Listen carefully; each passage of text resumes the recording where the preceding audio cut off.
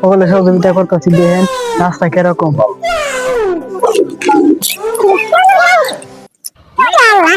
আপনার কাছে আবার না শুনে আমাদের দরিদ্র গ্রামের রাস্তা নিয়ে আইছি। এই আজকে ঈদের দিন এই রাস্তা দেখে ভাবলেন ভিডিও না করলেন নেই। এই যে দেখতেছেন এই রাস্তার মধ্যে ফেকে টলমলো করতেছে। এই রাস্তার কোনো এই চরিত্র নাই, টলমল করতেছে। এই হে সাইডে আমরা দেখি এই কিরকম রাস্তা।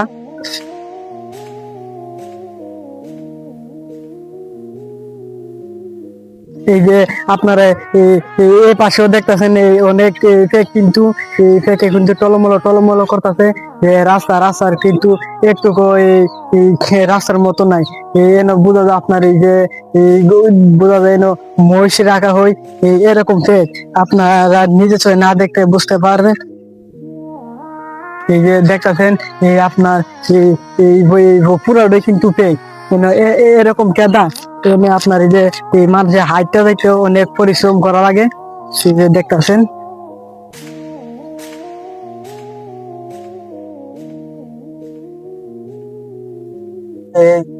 আপনারা দেখতেছেন যে এনো কিন্তু অনেক কেদা। বাইরে দেখা যাচ্ছে মোটরসাইকেল নিয়ে একটা টিলাটি লাইট আছে। বাইরে জিজ্ঞাসা করি,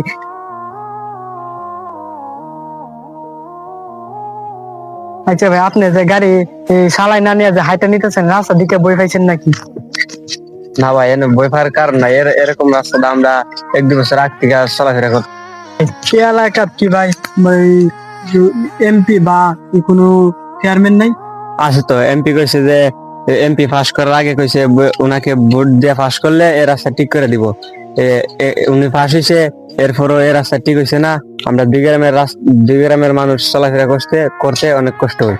ভাই এই রাস্তা কি এরকম হয়ে থাকতো নাকি এই রাস্তা ঠিক করে দিত?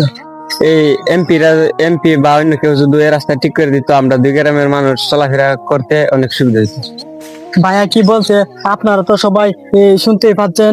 আচ্ছা যাই কইছে আপনাদের রাস্তা দেখতেছেন কিন্তু অনেক কাদা, দেখতে কিন্তু টলমলো করতেছে। আপনার যে দিকে কিন্তু আরো অনেক ট্রেক কিন্তু রয়েছে।